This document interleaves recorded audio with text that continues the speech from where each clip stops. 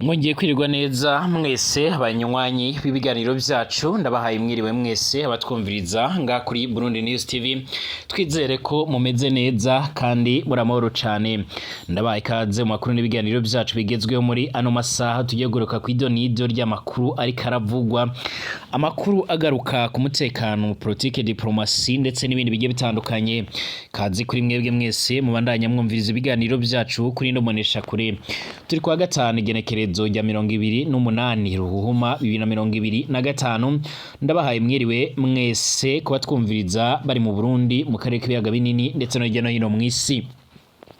Dore ingingo nkuru tugiye gukora ko muri kino kiganiro cyacu cy'uno mwanya. Mu Burundi biravugwa yuko abanyagihugu benshi batanguye guhunga bivanye no kuba rero umwuka w'intambara ukomeje kugenda uribonekeza muri kino gihugu cacu ciza c'u Burundi nkuko bigaragara. Amakuru akomeza kugenda atugeraho rero akaba agaragaza neza yuko umwuka w'intambara ukomeje kugenda uratutumba ushobora kuza gutuma rero ingwano ishobora kuza kwadukira nkuko bikomeza kugenda bigaragara. Amakuru akomeza kugenda atugera rero aravuga yuko Pierre Nkurukiye agabisha abarundi bariko rero barasaba ubuhungiro i Buraya ndetse no muri Afrika yuko rero nyene abagomba kugaruka nga mu Burundi ndetse ngabazohagaruka bakaba bashobora kuzohura n'ingorane nkuko bikomeza kugenda bigaragara. Ibi birabaye mu nyuma yuko kandi leta zozomwe za Amerika zerutse kuburira abanyagihugu bayo nyine na cane abanyagihugu bari mu Rwanda no mu Burundi guhora igihe cyacyo cyose biteguriye ibyangombwa bya birimo nka passport canga ibyangombwa by'inzira mu gihe babona yuko ingwano ishobora kuba yo kwaduka umwanya wari wo wose. Bivuga ko mu Burundi abarundi cyane abatavuga rumwe n'ubutegetsi bakomeje kugenda bagaragaza ko babangamiwe n'umutekano mukeya bakaba bariko baratotezwa ndetse imbonera kure zikazotanguye kwica abanyagihugu abanyamurenge ndetse n'abandi bamwe na bamwe barahungiye mu Burundi nkuko bigaragara. Ibi byose kandi biriko biragaragara ndetse biriko biranavugwa mu Burundi mu gihe umukuru w'igihugu c'u Burundi Evariste Ndayishimiye aherutse gutangaza neza ko yifuza kuba yoganira n'igihugu c'ubanyi c'u Rwanda mu rwego rwo kugira ngo umwuka w'intambara ubashe kuba wohagarara, umwuka w'intambara ubashe kuba wo kwigizwayo nkuko bigaragara. Ibi yarabigarutse mu kiganiro nyine cyarabereye ku kirimba cy'umukuru w'igihugu iciriri nyine aho yarari kumwe n'abahagarariye amareta yabo mu Burundi ubwo n'aba diplomate nyine n'abaserukira imiryango mpuzamakungu nyine mu Burundi aho yagarutse kubigendanye n'ingwano ziriko zirabera mu Burasirazuba bwa Repubulika Iharanira Intwaro ya Kongo. Umukuru w'igihugu c'u Burundi agaragaza neza yuko rero icyaba kiza ariko rero impande zombi zoganira hanyuma zigaca ziratora inyishu kubigendanye nyine kubigendanye nyine nibibazo bishobora kuba byo kwega ingwano nkuko bigaragara. Perezida y'u Burundi nyine Evariste Ndayishimiye yoba ashaka kuganira n'u Rwanda canga se n'igihugu c'ubanyi cy'u Rwanda imbere y'abaserukira ibihugu byabo mu Burundi. Perezida Evariste Ndayishimiye yaragaragaje ko yifuza ibiganiro n'u Rwanda nk'inzira yo gukinga intureka zishobora rero kwaduka hagati y'ibihugu bibiri nkuko bigaragara. Evariste Ndayishimiye yarakomeje gutambamira amahoro n'umutekano mu karere ubwo yafataga ingingo yo kurungika abasoda muri Repubulika Iharanira Intwaro ya Kongo. Ibi byaraje gutera umutekano mukeya cyane ndetse abanyagihugu benshi bakaba bagaragaza ko bakomeje gutegwa impungenge n'ibishobora kuza kwaduka ndetse n'ibishobora kuza gutuma intambara ikomeza gukomera. Amakuru akomeza kugenda atugeraho rero akaba asigura ndetse agaragaza ko leta y'u Burundi yaba imaze kubona yuko idashobora kuba yonesha igihugu cy'ubanyi c'u Rwanda. Turagaruka mu yandi makuru akomeje kugenda haravugwa. Mwiriwe neza mwese abatwumviriza ndetse n'abari dukurikira ngaha kuri Burundi News TV ndabahaye mwiriwe mwese kuba twumviriza muri mu gisagara ca Bujumbura ko mugwa mukuru w'ubudandaji cyangwa se ku mugwa mukuru w'ubutunzi nyine mu Burundi. Abari Gitega abari mu bindi bisagara bimwe na bimwe bigiye bitandukanye abari mu makaritsiye ndetse n'amavire amwe namwe ndabahaye mwiriwe mwese ndetse ndabahaye yamucane kuba twumviriza ngaha. ndabahaye mwiriwe abatwumviza mu karere k'ibiyaga binini mu gihugu cibanyi ca Congo Kinshasa, Congo Brazzaville, Zambia ndetse na Zimbabwe, abari muri Uganda, Tanzania, Kenya, mu Rwanda ndetse n'ahandi. Ndabahaye mwiriwe mwese abari ku mugabane w'Uburaya, Asia, Australia, Amerika ndetse n'ahandi hose. Reka nizere ko mumeze neza cane. Abari mu bindi bice byose turabahaye yambu cane. Ari ubwa mbere ugeze ngaha rero byonda kanditse sabone kugira ucaronka amakuru n'ibiganiro byacu, ubane natwe 5 kuri 5. Ikaze tuyatangurire mu Burundi. Nyuma yuko nubundi mu Burundi akomeza kugenda aratutumba umwuka w'intambara ndetse imbonera kure zikaba zomaze kwambarira urugamba ndetse zikaba zibonekeza aho abanyagihugu benshi batewe impungenge n'inzego z'umutekano ziganjemo iz'igipolisi ndetse n'izindi nzego zirimo nk'imbonera kure ndetse n'igisirikare mu gisagara ca Bujumbura ndetse no mu Cibitoki no mu bice bimwe na bimwe cane kumbi bizirahuza u Rwanda ndetse n'u Burundi, kuko bikomeza kugenda bigaragarana cane ku ruhande rw'u Burundi na Kongo. Abanyagihugu benshi bamwe botanguye imigambi yo guhunga ndetse bamwe bakaba botanguye gusaba n'ubundi buhungiro.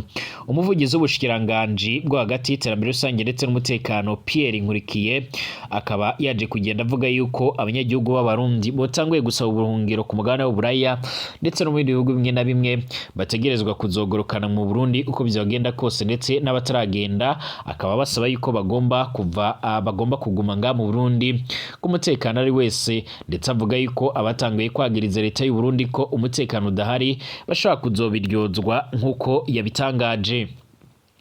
Uyu nguyu avuze ibingiye mu gihe n'ubundi leta zunze ubumwe za Amerika ziherutse gushora itangazo riburira abanyagihugu ba Amerika bari mu Rwanda ndetse no mu Burundi yuko bategerezwa guhora bicaye bafise ibyangombwa byabo mu rwego rwo kugira ngo igihe rero ibintu byohinduka cyangwa se ibintu byohindura isura bazoce barafata iya mbere barahunga.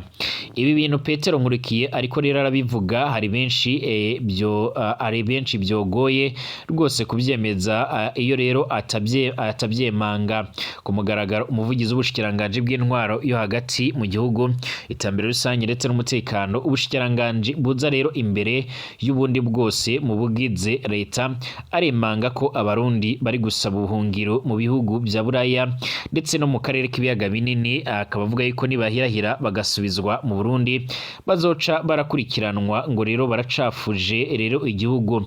Iki ni ikiniro giteye ubwoba kubera ukuntu rero yagirijwe nyine ibintu nk'ibyo mu butegetsi bwa CNDD-FDD ifatwa nk'umwanzi w'u Burundi. Nyine arashobora kubogozwa, ashobora kuborezwa igufa, gufatwa akabugwa irengero cyangwa se akicwa.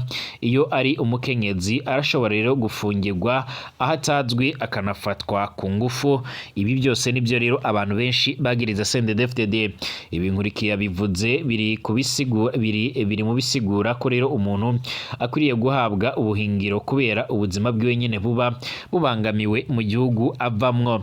Petero Nkurikiye yaranezererewe nyine cane no kubona abarundi bigeze kujya mu rugendo baja muri Serbia barahagarikiwe nyine ku rugendo maze bagarukanwa mu Burundi.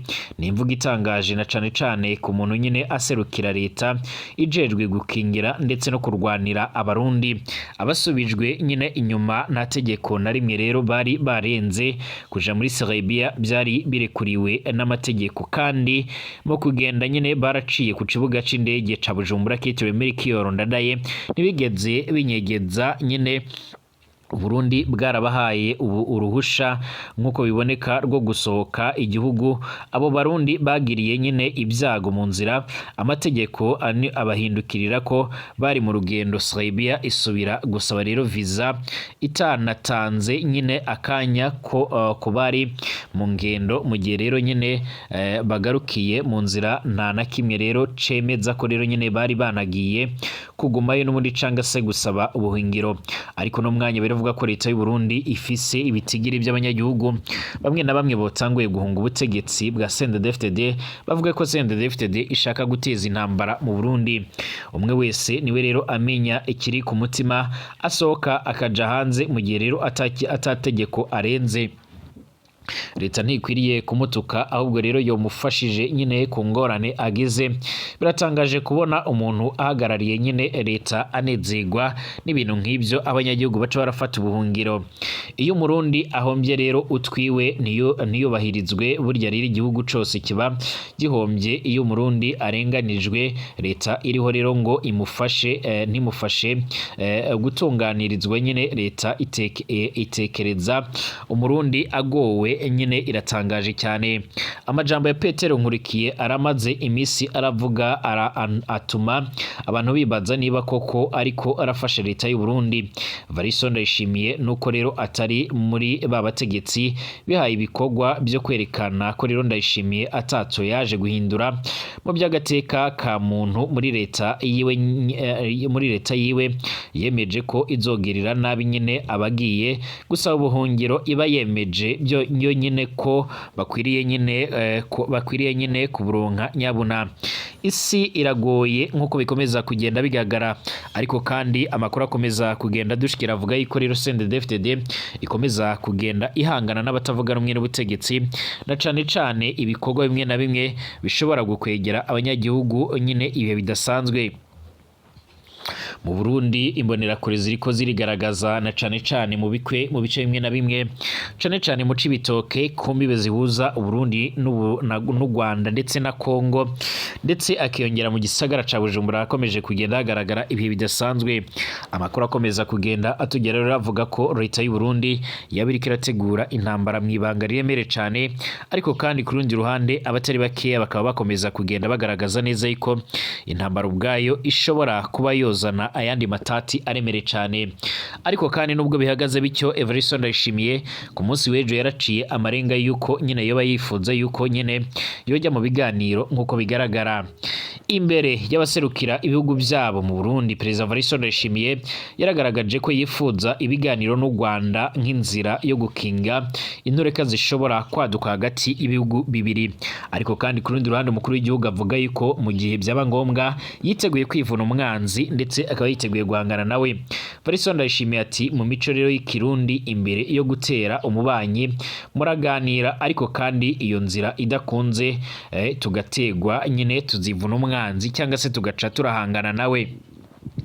Kuri wa kane uheze igenekerezo rya 27 Ruhuma 2025 mu cirimba c'umukuru w'igihugu nyine Perezida Evariste Ndayishimiye yarashikirije abaserukira ibihugu byabo mu Burundi aho Uburundi rero buhagaze ku ntambara ya Kongo, ku mubano ndetse no ku mubano w'igihugu cibanyi c'u Rwanda bamaze igihe bararayabana ayingwe. Perezida Evariste Ndayishimiye nyine yaramenyesheje ko yifuza ko rero haba kuganira n'u Rwanda, kandi ko rero kugira ntihabe nyine intureka hagati y'ibihugu bibiri, nyine bakwiriye kuba bokora ibiganiro nk'uko bigaragara. Evariste Ndayishimiye ati kuva 2020 twamye twifuza ko rero tuganira, kandi n'ubu niho rero tugihagaze, ariko mu gihe ibiganiro byonanirana tugaterwa nyine nta kundi tuzivuna, kuko rero abarundi ntituzokwemera ko rero dusubira rero kuba mu bihe byaciyemo cyangwa se muri kahise ku Burundi. Yaravuze yuko kandi yarongeye arashimangira yuko rero tutazopfa cyangwa se tutazotsindwa nk'igisirikare cy'u Burundi, ntituzopfa nk'abasirikare b'abarundi, ntituzopfa nk'abasirikare ba Kongo bariko barapfa nk'impene. Aya ni amajambo yavuze ku munsi w'ejo ku kirimba c'umukuru w'igihugu nk'uko bikomeza kugenda bigaragara. Perezida Evariste Ndayishimiye amenyesha ko n'ubu nyine imiryango yuguruye kugira bicarane nyine n'u Rwanda nk'uko rero Uburundi bwamye bubyifuza guhera 2020. Nayo ku kibazo c'intambara ya Kongo, Perezida Evariste Ndayishimiye yarashikirije imbere y'abaserukira ibihugu byabo mu Burundi ingingo ya 5 yo kwisungwa kugira intambara ihagarare mu buseruko bwa Kongo, nazo ikaba rero ari izikurikira. Ingabo ziri rero ku butaka bwa Kongo rero zitabifitiye uburenganzira canga zitatumiwe ko zigomba kuba zovanwayo. Imigwi y'abagwanyi n'ubundi ihungabanya umutekano muri ako karere yotuzwa harimwe rero na FDLR izwi nk'umuhari w'iterabwoba ahungabanyije akarere. Ahangaha rero tuhashinga gati Evariste Ndayishimiye arifuza yuko rero umuhari wa FDLR nawe wokugwa muri ibi bice, nyamara byemezwa neza yuko FDLR yama irafatikanya n'igihugu c'u Burundi Burundi ndetse na Kongo mu bikorwa bigendanye no guhangana n'umwari M23 ndetse gushika no mwanya bakaba bafise n'umugambi wo gutera igihugu cibanyi c'u Rwanda nkuko amakuru akomeza kugenda atugera bivuga. Leta y'u Burundi ikomeje kwifatikanya na FDLR, binavuga ko rero FDLR yo ifise ibirindiro mu shamba rya Kibira mu gihugu c'u Burundi, aho biboneka yuko nyene impande zombi zaba ziriko ziracura imigambi, ariko leta y'u Burundi ikaba iriko irashaka kwerekana yuko yaba ari umwere muri ivyo bikorwa ndetse no kwifatikanya na FDLR. Umare M23 niba uhurikiyemwe rero nyene n'abakongomani uwo kwivangura n'abatari abanyekongo hama agakurikirore ibiganiro na leta ya Kongo guhagarika ingwano byihuta atagisabwe kindi. Amakungu asabwa gufasha kugira ngo rero aka karere haboneke amahoro n'umutekano arama. Umukuru w'igihugu c'u Burundi kandi Evariste Ndayishimiye yarahumurije kandi abanyamahanga baba rero mu Burundi bafise ubwoba ko intambara ya Kongo ko rero u Burundi buragwanamwe rero amahoro kandi ko n'ubundi bushobora gukingira abanyamahanga ndetse n'abenegihugu. Ibi birabaye mu gihe n'ubundi leta y'u Burundi yama iko irapfusha abasirikare benshi muri no ngwano, nyamara Burundi bukaba butashaka kugaragaza ko bwabo ariko burahatakariza abasoda. Gushika uno mwanya ikiboneka ndetse kinateye impungenge n'uburyo rero ibihugu birimo nka Leta Zunze Ubumwe za Amerika byatanguye gusaba abanyagihugu babyo bakorera ku butaka bw'u Burundi ndetse na Kongo ndetse no Rwanda yuko rero bakwiriye kuba boba maso nkuko bikomeza kugenda bigaragara canga se nkuko amakuru akomeza kugenda atugeraho abivuga muri rusange. Amakuru akomeza kugenda atugera rero akaba avuga ndetse anerekana neza yuko nyene ibikomeza kugenda bigaragara ndetse n'amakuru akomeza kugenda atugeraho n'ubundi bikomeza kugenda bishimangira ndetse bikanerekana neza yuko Burundi bitanye n'inyungu barakura muri no ngwano bishobora nyine kuzatuma ibintu bishobora gukomeza nyine guhindura isura nkuko bikomeza kugenda bigaragara. Tugareka ko yandi makuru akomeje kugenda atugeraho canga se amakuru akomeza kugenda atugeraho muri rusange. Amakuru akomeza kugenda atugeraho akaba avuga yuko nyine hari ibindi byatangajwe ati ntibakomeretse barwaye indwara zidakira. Malawi nayo yavuze ku basirikare bayo barakuwe muri Kongo nyuma y'uko leta ya Pretoria ihejeje gutangaza ne yuko bamwe mu basirikare bayo barakomerekeye mu ngwano na Kongo barutse gutahukanwa. Hari bamwe rero bakomeretse ku buryo bariko barahabwa ubuvuzi bwisumbuyeho ndetse abandi bakaba bariko barahuye n'ikibazo kigendanye n'imitekerereze n'ihungabana ryo mu mutwe, bakaba bariko baritabwaho n'abaganga. Amakuru akomeza kugenda atugeraho rero ko nuko iyi ngwano yo muri Kongo yaragize n'ingaruka n'ubundi ku basirikare bo muri Malawi. Umugaba mukuru w'ingabo za Malawi General Paul Valentino Fili yaravuze ko abasirikare babo baherutse gukugwa muri Republika Rusange ya Kongo atari inkomere ahubwo ko bagwaye ingwara zidakira. Abasirikare baharugwa muri 40 ba Malawi ndetse 129 ba Afrika y'Epfo ba leta ya Pretoria, 25 ba Tanzania bose babaga mu butumwa bw'umuryango wa Afrika y'Amajyepfo SAMIRDC baracyuwe twigerekerezo rya 25 Gashyantare 2025 banyuze mu Rwanda. Bigaragara yuko n'ubundi abenshi basigaye muri Kongo ariko kandi hakuwe abafise ibikomere, abagwaye ndetse n'abahungabanye nkuko bigaragara. Aba basirikare byari bizwi ko bose ari abakomerekeye nyine bundi mu migwano bari bahanganyemo na M23, bari bamaze imisi bari mu bigo bya gisirikare biri mu nkengero z'igisagara ca Goma barimo Sake ndetse na Mubambiro bameze nk'imbohe. Bacyuye nyuma y'ibiganiro bitoroshe byarabaye hagati y'ibihugu byabo ndetse na M23 binjiyemo rero nyine binjiyemo rero n'umuryango w'abibumbye nkuko amasoko yizewe yabikurikiranye hafi amara byemeza. General Fili yatanganyije ikimenyesha makuru MY National cyo muri Malawi ko ati ndemeza ko rero aba basirikare bari mu nzira ariko kandi mujye mumbaza amakuru ntabwo rero bakomeretse ahubwo rero baragwaye indwara zidakira zirimo rero umuvuduko ukabije w'amaraso batahanywe nabo rero muri Afrika y'Epfo ndetse na Tanzania. Igisirikare cya Afrika y'Epfo cyo cyemeza ko abasirikare abasirikare bacyuwe igenekerezo rya 2025 ruhuma 2025 ari abakomeretse barimwe rero abakomeretse cyane abakomeretse byoroheje ndetse n'abakeneye ubufasha mu mitekerereze nkuko babivuga ko bagize ihungabana mu ntanguro za Gashana 2025 Perezida Lazarus Chakwera wa Malawi yarafashe icemezo cyo gukura abasirikare babo muri SAMIRDC nyuma yaho rero batatu muri bo bari bamaze gupfira muri iyo migwano. Minisitiri w'ingabo wa Malawi Monica Changa Namunanono yarabajijwe nyine niba gutaha kw'abasirikare 40 biri mu murongo w'icyemezo cya Perezida Chakwera asubiza ko ayo makuru nyine azatangwa nyuma. Nkuko bigaragara mu bigo bya gisirikare biri mu nkengero za Goma Sake haracyara abasirikare ba SAMIRDC babarirwa mu gihumbi bose baracyacungiwe umutekano na M23 kuko rero bamanitse ibitambaro by'umweru bisobanura ko rero batazongera kugwana.